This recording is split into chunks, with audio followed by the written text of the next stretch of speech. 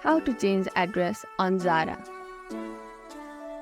First thing first, head over to the Zara website or open the Zara app on your phone. Once you are logged in, click on to the user icon at the bottom right corner of your screen. From here, select Profile. In this account setting, you will be able to see your address option. Tap on it. Now, you can either edit an existing address or click Add New Address to create a new one.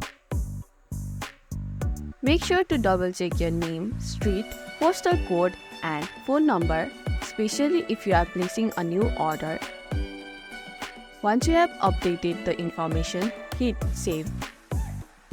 And that's it. Your Zara account now has the new address saved and ready for your next purchase. Hope this video helped. If you found this tutorial helpful, don't forget to like, subscribe and press the bell icon for more updates. Thanks for watching and I'll see you in the next video. Bye for now.